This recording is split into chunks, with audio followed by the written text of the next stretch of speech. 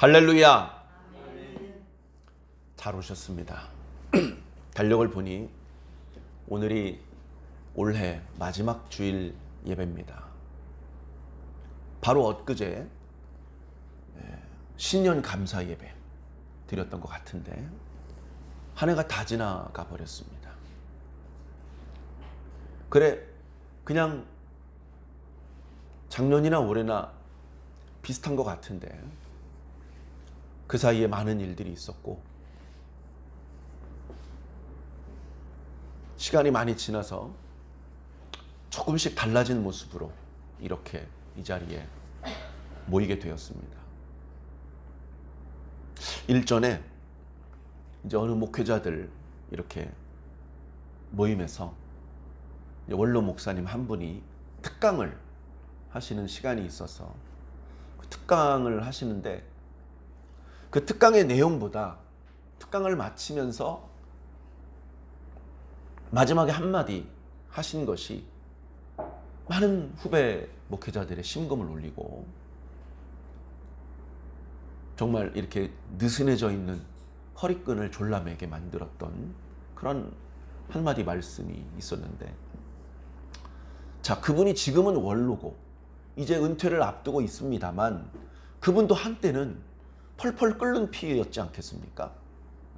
주님을 위해서 목숨을 내놓고 그렇게 복음을 전하던 그런 시절이 있었던 그런 목사님이었습니다.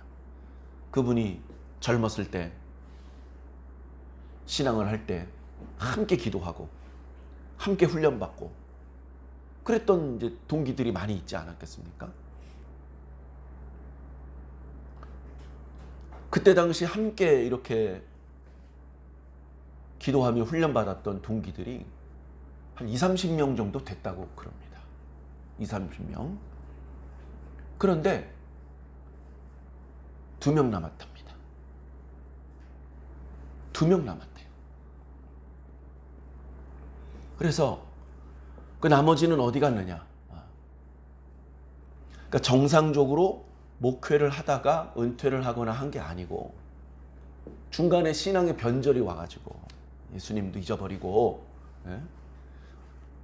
몇몇 친구는 이단으로 빠지고, 저도 지난주에 그런 말씀 드렸던 기억이 납니다. 제 동기들 한 12-13명 열심히 기도하면서 이렇게 신앙을 했었는데 5명도 안 남았어요. 그 목사님이 2명 남았다고 하면서 한 분은 같이 시작했지만 자기보다 이제 나이가 많아서 그분은 먼저 은퇴하셨고 자기는 이제 곧 은퇴를 하는데 그 얼마 전에 은퇴하신 그분까지 포함해서 2명 남았다는 거예요. 자기하고 그분하고. 그러면서 그 앉아있는 목회자들이 다 후배거든요. 다 후배죠. 여기 남아있는 게 축복입니다. 여기 남아있는. 거기 그 객석에서 그 원로 목사님의 말씀을 듣고 있던 그 목사님들 중에는 그렇게 막 엄청난 은혜를 체험하지 못했고 막 엄청난 어떤 연단을 받고 뭐 그러지 못한 분들이 더 많아요. 그런데 하시는 말씀이 지금 여기 있는 게 복이 있다. 여기 이 자리에 있는 게 복이 있다. 여기 있는 게 내 마음대로 안 된다는 겁니다. 여기 남아있는 것이 큰 축복인 거를 있을 땐 잘 모르는데 그게 놀라운 하나님의 축복이고 그게 내 의지대로 되는 게 아니고 주님의 은혜로 되는 거랍니다. 그래 1년을 되짚어 보니 오늘이 이제 마지막 주일인데 지난 1년 동안 어떻게 보내셨습니까?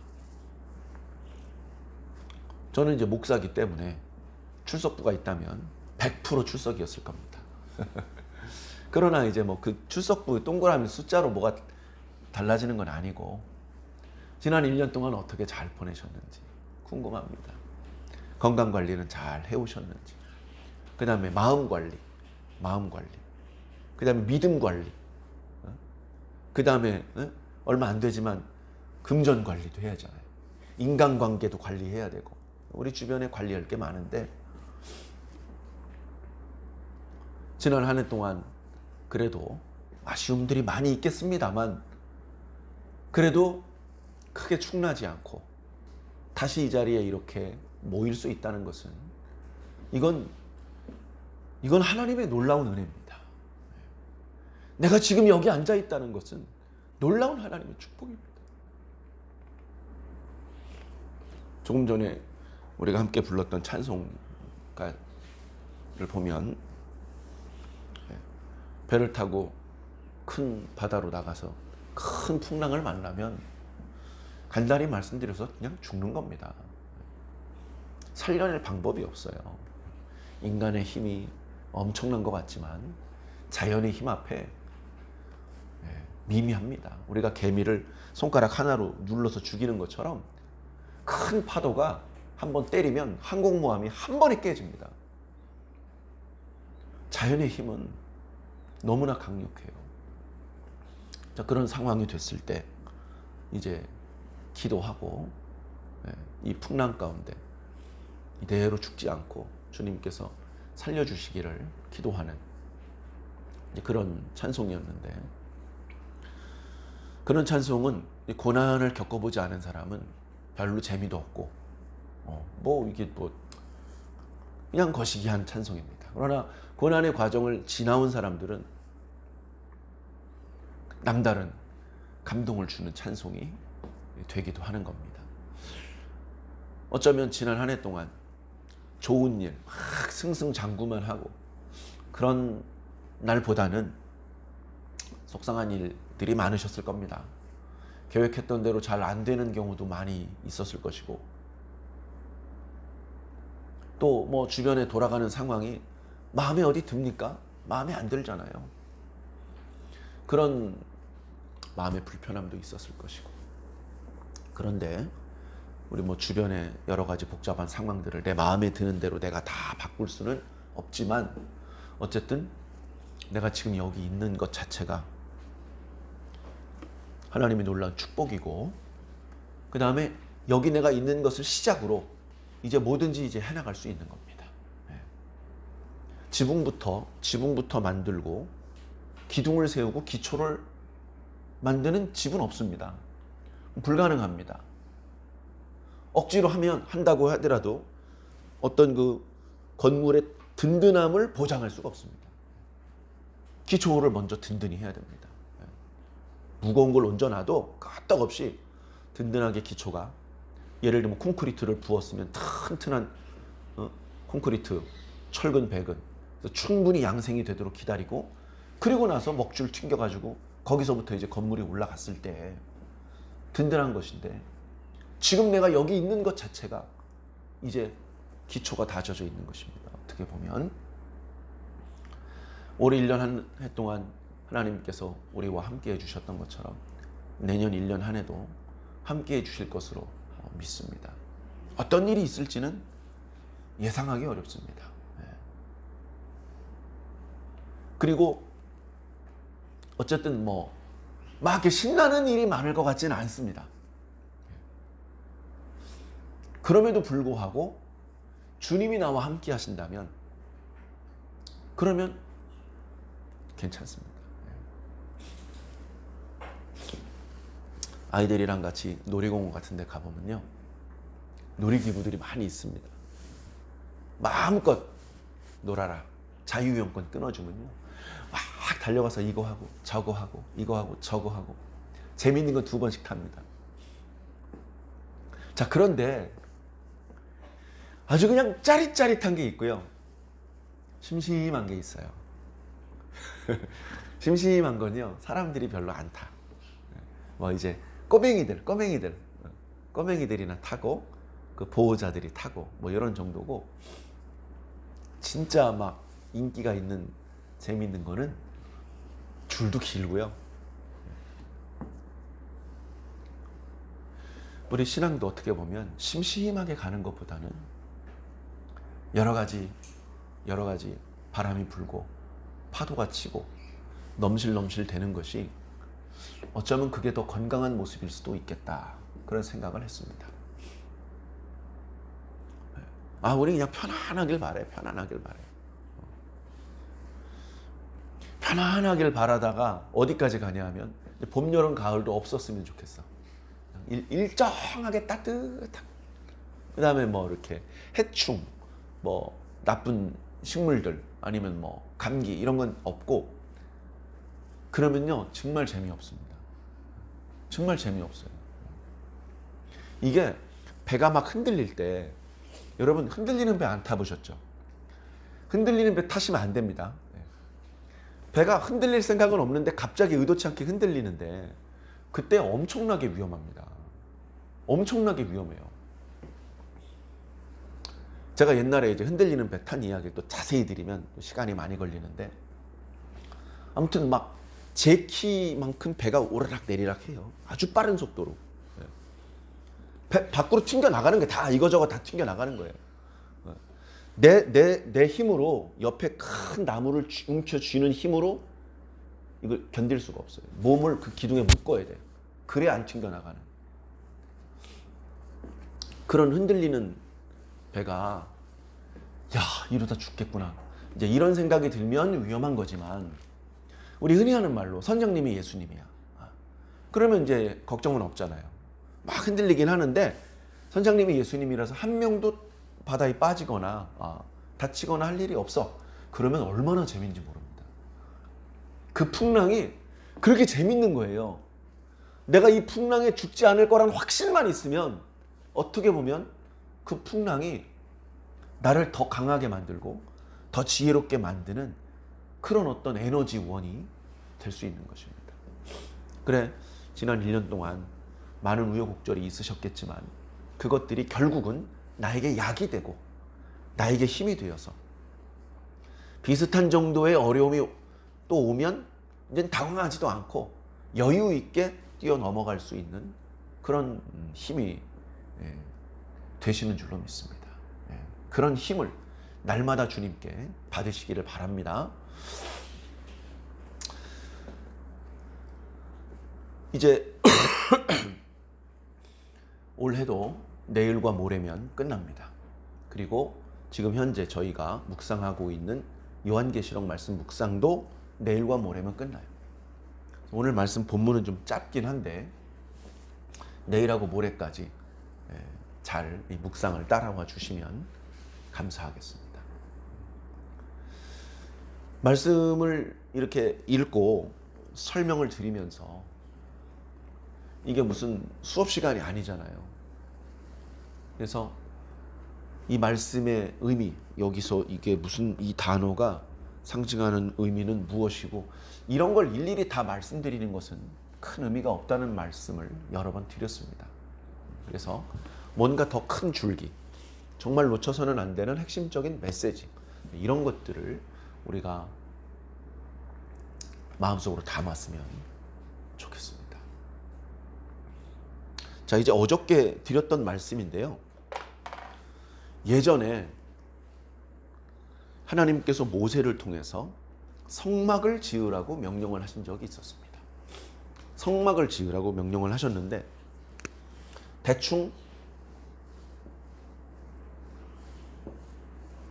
이렇게 생긴 거를 만드는 거예요. 물론 이제 지붕은 이렇게 되어 있겠습니다만 대충 이런 모양이란 말이에요.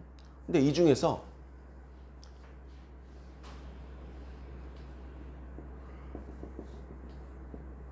자, 뭐 뒤로 이제 이런 식으로 돼 있겠죠. 자, 이쪽에 출입구가 있는데 들어가면 여기 성소가 있어요. 성소가 있고 한 번 더 들어가면 지성소가 있습니다. 길이가 10규빗이에요. 여기도 10규빗, 여기도 10규빗. 그 다음에 여기는 20규빗. 전부 다 하면 30규빗이죠. 네? 별로 그렇게 큰 게 아니야. 한 규빗이요, 가운데 손가락에서 팔꿈치까지 대충 50cm 보시면 됩니다. 45cm에서 50cm 정도 보시면 되는데 그렇게 큰 건물이 아니란 말이에요. 그렇게 큰 건물이 아닌데, 자, 중요한 건 뭐냐? 성소에서 여기 이제 뭐 순금 등잔대도 있고 떡상도 있고 뭐 분향단도 있고 한데 이 안에 이제 언약궤가 있고 여기가 하나님께서 임재하시는 지성소란 말이에요. 지성소. 지성소는 가로 세로 높이가 똑같아요. 네? 10규빗, 10규빗, 10규빗이에요. 네. 지성소는 가로 세로 높이가 똑같아요. 그런 공간이 내가 딱 들어갔을 때 멋있다. 야, 안정감이 있다. 이런 거는 상관없어요. 그런 것은 중요하지 않아요. 자, 이렇게 10규빗, 10규빗, 10규빗짜리 지성소가 솔로몬 성전 때가 되면 20규빗으로 늘어납니다.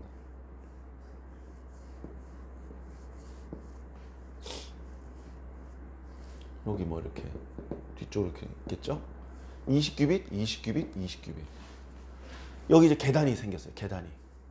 지성소로 올라가는 계단이 있어요. 천장은 높아져요. 그래서 여기는 고가 30규빗입니다. 성막에 비하면 많이 규모가 커졌죠. 이쪽은 좀 더 크죠. 이 벽이 두꺼워가지고 내부에 이제 남겨져 있는 공간이 이렇다는 거예요. 자, 중요한 건 뭐냐면 지성소가 20규빗, 20규빗, 20규빗. 정육면체라는 거예요. 정육면체. 그래서 왜 정육면체냐? 뭐 그런 거는 뭐 우리가 설명하기 좀 쉽지 않죠. 그냥 보통 우리가 말하는 것은 이렇게 가로 세로 높이가 같은 완전한 모양이지 않습니까? 하나님의 완전하심을 이렇게 형태로 보여준 것이다. 자, 그런데 성경에 세 번째 정육면체가 나와요. 세 번째 정육면체. 그것은 하늘로부터 하나님께로부터 내려오는 거룩한 성 새 예루살렘. 그게 정육면체예요. 어마어마하게 큰 정육면체.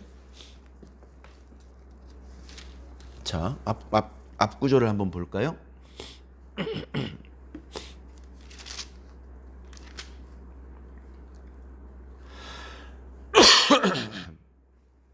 16절에 보니까 그 성은 네모가 반듯하여 길이와 너비가 같은지라. 그래서 그 길이가 얼마다라고 말하고 있고요.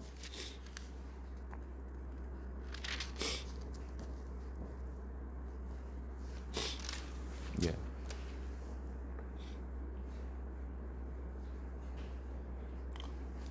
지금 어느 구절인지 갑자기 몇 절이요? 네, 16절이죠. 네. 네모가 반듯하여 길이와 너비가 같다. 그리고 길이와 너비와 높이가 같더라. 이렇게 말씀하고 있잖아요. 이게 이제 성경에 소개되고 있는 세 번째 정육면체. 여기에 이제 뭐 동쪽으로 문이 3개가 있고 서쪽으로 문이 3개가 있고 문은 진주고 문에 뭐 기초석에 무슨 이름이 써져 있고 문에 무슨 이름이 써져 있고 문마다 천사가 있고 그 안에 뭐 길은 뭐 정금이고 뭐 이제 여러 가지 말씀들이 있어요. 자, 그런데 오늘 말씀 첫 구절에 성 안에서 내가 성전을 보지 못하였으니. 자, 유다인들은, 이스라엘 사람들은 다 마지막에 하나님께서 심판을 하시고 다시 회복된 이스라엘이 이렇게 열리는데, 그때 그 회복된 이스라엘 사람들이 사는 나라의 중심에 성전이 있을 것이다. 이렇게 이제 믿고 있었어요. 에스겔 선지자의 예언 같은 것을 근거로 그렇게 이제 믿고 있었어요. 왜냐하면 성전은 이스라엘 사람들이 중심이잖아요. 성전을 떠나서 무슨 이야기를 할 수 있습니까? 사실은 신약과 구약을 관통하는 여러 주제들이 있는데, 하나님의 나라라는 주제도 있고 언약이라는 주제도 있고, 그 중에 중요한 주제 중에 하나가 성전이라는 주제가 있습니다. 이 성전을 떠나서는 무슨 대화가 안 되는 거예요. 그래, 나중에 성막을 건축했을 때 사용되는 단어들, 거기에 성막을 건축할 때 사용되는 여러 표현들을 보면 처음에 에덴 동산을 만드셨을 때 사용했던 단어들이 거기 또 사용되고 있는 거예요. 그러면 아주 어설프게나마 에덴 동산이 성전이었구나 라는 것을 마음속으로 느낄 수 있습니다. 에덴 동산에 하나님이 오셨어요. 하나님을 만날 수 있는 곳, 에덴 동산. 놀라운 장소죠. 이 지상에 하나님을 만날 수 있는 자리가 어디 있습니까? 하나님을 만날 수 있는 곳, 에덴 동산. 그 다음에는 지성소. 그죠? 그 다음에 성막의 지성소와 성전의 지성소를 넘어서 이제 마지막 지성소로서의 의미를 가지고 있는 하나님께로부터 하늘에서 내려오는 거룩한 성 새 예루살렘이 요한계시록 맨 마지막에 소개가 되고 있습니다. 그래서 여러 차례 말씀드렸지만 이 거룩한 성 예루살렘은 두 가지 의미가 다 있습니다. 하나는 어린 양의 신부, 다시 말해서 우리들의 의미가 있어요. 어린 양의 신부가 신랑 되신 어린 양을 맞이하기 위해서 단장하라고 준비하지 않습니까? 그렇게 단장된 모양, 그런 것들을 영적으로 상징하고 있고, 또 한 가지는 우리 하나님의 백성들이 살게 될 나라, 우리 하나님의 백성들이 살게 될 그런 성읍을 상징하고 있습니다. 그래, 그런 것들을 마음에 깔고 말씀을 보시면 좋겠습니다. 성 안에서 내가 성전을 보지 못하였으니 이는 주 하나님 곧 전능하시니와 어린 양이 그 성전이심이라. 저는요, 이게 정육면체라는 것을 알게 되는 순간, 지성소다. 지성소는 하나님을 만날 수 있는 곳이다. 하나님이 계신 곳이다. 하나님이 계신 곳이야. 그러니까 하나님을 만나려면 이 안으로 들어가야 되는 거죠. 그러니까 이 안에 또다시 성전을 만들고 그 안에 또다시 지성소를 만들 필요가 없는 것입니다. 여기 자체가 거대한 하나님의 성전의 지성소인 것이죠. 그래, 우리가 하나님께 가까이 간 거예요. 멀리서 막 눈부셔, 화려해. 이렇게 보니까 뭐가 이렇게 있어. 더 가까이서 보는데 옆에 있는 천사한테 물어보니까 저게 성전이래. 저게 성전이구나. 그래서 이제 더 가까이 갔더니 이제 마당엔 뭐가 있고. 그러다가 우리가 성소 안에까지 들어간 거예요. 성소 안에까지 들어가서 지성소를 바라보는데 이렇게 생긴 거죠. 그래서 지성소 안에까지 들어갔는데 거기서 또 무슨 성전이 필요하겠습니까? 그래서 우리가 지금 하나님께 엄청나게 가까이 나아가고 있다. 그런 말씀을 우리 오늘 본문을 통해서 느낄 수 있습니다. 23절에 그 성은 해나 달의 비침이 쓸데없으니 이는 하나님의 영광이 비치고 어린 양이 그 등불이 되심이라. 자, 우리가 지금 현재 살 때는요, 해나 달이 필요합니다. 해나 달의 도움을 받지 못하면 이렇게 전기로라도 불을 켜놔야 돼요. 그래야 활동을 할 수가 있습니다. 뭐 이렇게 잘못해가지고 시력을 잃어버리면 갑자기 흑암이 돼버리는 거예요. 얼마나 두렵고 불편합니까? 그런데 이 세계에는 하나님의 영광이 비춘대요. 그 의미가 무엇인지는 정확하게는 알 수 없습니다. 하나님의 영광이 비친다. 하나님에게서 빛이 뿜어져 나온다는 뜻인지, 아니면 우리가 지금 알고 있는 뭐 이런 개념이 아닌 또 다른 형태의 세계인지 정확히 알 수 없습니다.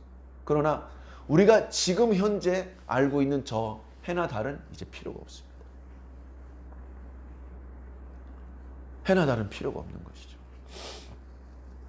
이는 하나님의 영광이 비치고 그 어린 양이 그 등불이 되심이라. 만국이 그 빛 가운데로 다니고 땅의 왕들이 자기 영광을 가지고 그리로 들어가리라. 여기 하나님이 계시고 여기 이렇게 거룩한 성 새 예루살렘이 있는데, 그런데 어떤 사람들은 자유롭게 들어가고 나가고 들어가고 나갑니다. 들어가고 나간다는 걸 이제 출입한다고 하는데, 부지런히 출입을 하면요, 여러분 학교에 부지런히 출입을 하면요 머리에 지식이 쌓입니다. 시장에 부지런히 출입을 하면요 지갑에 돈이 쌓입니다. 이 성에 부지런히 출입하면 어떤 일이 생길까요? 놀라운 축복을 받게 되는 것이죠. 놀라운 축복을 받게 되는 것입니다.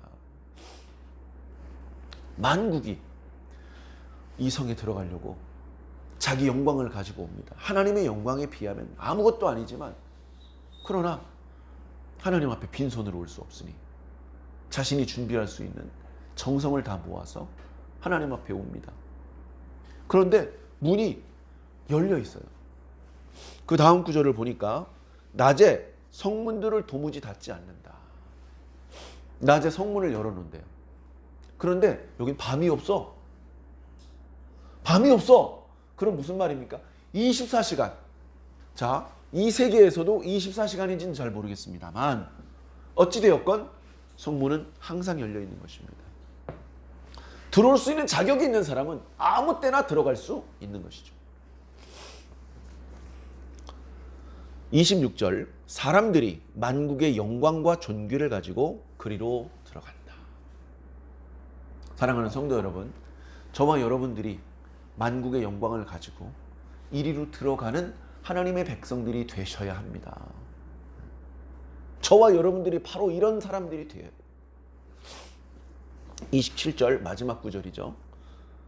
무엇이든지 속된 것이나 가증한 일 또는 거짓말하는 자는 결단코 그리로 들어가지 못하되 오직 어린 양의 생명책에 기록된 자들만 들어가리라. 계속해서요, 여기로 못 들어가는 사람들에 대한 말씀이 나옵니다. 여기로 못 들어가는 사람들의 말씀이 여기저기 나와요. 여기저기. 생명책에 이름이 기록된 사람들은 여길 들어갈 수 있어. 그런데 얼마 전에 묵상했던 20장 말씀을 보니까 생명책에 기록되지 못한 사람들은 전부 다 불못에 빠져 있는 거예요. 여러분, 생명책 어떻게 생각하십니까? 생명책 본 적도 없고 그거를 성경에 기록되어 있다고 믿으라는 거야? 뭐 또 이렇게 생각하시는 분도 어쩌면 계실지 모르겠습니다만 이 생명책은 하나님께는 너무나 중요한 책입니다. 이 생명책을 오늘 말씀에는 어린 양의 생명책이라고 말하고 있어요. 어린 양의 생명책이라고 말씀하신 이유는 무엇이냐? 이 생명책에 누군가의 이름이 기록되기 위해서는 어린 양의 보혈이 필요하기 때문에 그렇습니다. 하나님의 입장에서 하나밖에 없는 당신의 아들을 희생시키시고 죽게 만들고 피를 쏟게 만들어서 그런 엄청난 대가를 지불하고 얻어낸 책이 생명책인데 하나님께 이 책이 귀중한 책이 아니겠습니까? 너무나 귀중한 책이죠. 하나님의 생명과 같은 책입니다. 거기에 이름이 써져 있는 사람은 얼마나 복을 받겠습니까? 이기는 자에게는 어린 양의 생명책에 그 이름이 기록되며 흐려지지 않을 것을 우리 2장과 3장 말씀, 7 교회를 향하신 말씀을 묵상할 때 우리가 들었었는데 우리가 바로 그 축복을 받는 자들이 되어야 됩니다. 제가 오늘 말씀 시작할 때 아무개 원로 목사님 말씀을 드렸는데 누가 끝까지 남느냐? 어린 양의 생명책에 이름이 기록된 자들이 끝까지 남는다. 우리 생각에는 헌금을 많이 한 사람이 남을 것 같은데, 우리 생각에는 건강한 사람이 남을 것 같은데, 우리 생각에는 공부를 많이 한 사람이 남을 것 같은데 남은 사람 보니까 얼굴도 못생겼고 몸도 골골하고 별로 헌금도 별로 한 게 없고 공부한 것도 별로 없고 그런데 그런 사람이 남는 거예요. 내 생각하고 달라요. 내 생각하고 달라. 하나님의 생각이 있습니다. 하나님의 뜻이 있습니다. 하나님께서 원하시는 이름만 그 책에 기록됩니다. 하나님께서 원하시는 이름만. 어떻게 제 이름 어떻게 안 될까요? 우리 아들 이름 어떻게 안 될까요? 이걸로 되면 그게 하나님이 아니잖아요. 사랑하는 성도 여러분, 오늘 주신 이 말씀은 반드시 이루어질 말씀입니다. 반드시 이루어질 말씀. 이제 오늘 말씀 지나서 이제 내일과 모레 묵상하게 될 말씀을 보면 더 하나님께 더 가까이 나가는 이 성전, 이 거룩한 성 새 예루살렘 성, 그 안에 하나님과 어린 양의 보좌가 있는 데까지 가는 거예요. 하나님과 어린 양의 보좌가 있는데 그 사이에서 물이 흐르는데 이 물이 샘물이 아니라 강물이야, 강물. 예수님께서는 생명수 샘이 날 것이다 라고 말씀하셨는데 샘이 아주 심하게 터졌어요. 생명수의 강이 흐른답니다. 생명수의 강. 길 가운데로 흐른대요. 생명나무가 한 그루인 줄 알았는데 이 생명수의 강 오른편에도 있고 왼편에도 있어요. 이 놀라운 하나님의 축복 우리가 받아야 됩니다. 이 말씀만 가지고서는 이게 정확히 뭔지 와닿지 않을지도 모르겠습니다만 그러나 그날이 되면 알게 될 겁니다. 남는 자는 다 알게 될 겁니다. 이기는 자는 다 알게 될 것입니다. 여러 가지 우여곡절이 있었지만 선 넘어 저 멀리 나가버리지 않고 다시 이렇게 이 자리에 모이실 수 있는 여러분들은 계속해서 주님의 인도를 받으시면서 이 구원의 길을 잘 걸어주시기를 바랍니다. 우리가 이해할 수 없는 그런 또 방향으로 갈지도 모르겠습니다. 우리가 감당하기 어려운 그런 어려움이 막 오는 것 같은 그런 두려움도 있을지 모르겠습니다. 그러나 우린 계속해서 주님을 믿고 주의 이름을 부르고 주님을 의지할 겁니다. 우리가 기도한 대로 다 되지 않아도 그래도 계속 기도할 겁니다. 그리고 당장 현세에 내가 한 어떤 선행, 봉사, 헌금 그만큼의 축복이 돌아오지 않더라도 우리는 계속해서 형제들을 사랑할 것이고 교회와 성도들을 섬길 것입니다. 그렇게 할 때에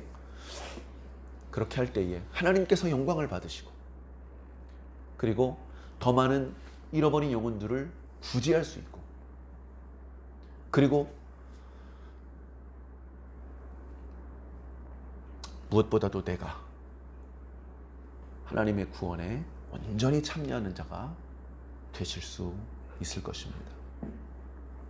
흔히 그런 얘기를 합니다. 딱 합격할 정도로만 공부하면 떨어진다. 운전면허 시험을 보는데 필기 시험을 봅니다. 70점만 넘으면 돼요. 그래서 이제 72점 정도 맞을 정도로 공부를 하면 떨어져요. 그럼 어떻게 공부를 해야 되느냐? 100점 맞게 공부를 해야 돼요. 그러면 한 85점 정도로 합격하는 겁니다. 뭐든지 마찬가지예요. 내가 대학교를 가요. 대학교. 연세대학교 좋잖아. 내 연세대학교 갈 거야. 그런데 연세대학교 갈 정도로 공부하면요. 연세대학교 못 갑니다. 서울대학교 갈 정도로 공부를 해야 연세대학교 겨우 합격하는 거예요. 여러분, 천국에 꼴찌로 들어갈 정도로 신앙하면요. 천국 못 갑니다. 어떻게 신앙하셔야 되냐면 천국에 1등으로 들어갈 그런 열정으로 신앙을 하셔야 돼요. 천국에 난 1등으로 들어갈 거야. 그런 열정으로 신앙을 하실 때 우리가 천국에 들어갈 수 있는 것입니다. 최선을 다해 주시길 바랍니다. 최선을. 아이고 요 정도만 하면 천국은 갈 수 있어. 요 정도만. 그런 아니란 마음을 잡숫지 마시고 내가 할 수 있는 최선을 다해서 이 땅에 있는 동안에 나에게 부탁하신 주님의 뜻을 잘 받들어 드리고 주님을 만날 때 부끄럽지 않게 주님을 만날 때 부끄럽지 않게 그렇게 최선을 다해서 살아주시기를 부탁을 드립니다. 그렇게 우리가 서로를 격려하면서 서로 위해서 기도해 주면서 함께 신앙을 해나갈 때 우리 교회 공동체는 하나님께서 기뻐하시는 신앙 공동체, 구원 공동체로 승리할 줄로 믿습니다. 이 공동체와 함께 꼭 승리하시기를 예수님 이름으로 간절히 축원합니다.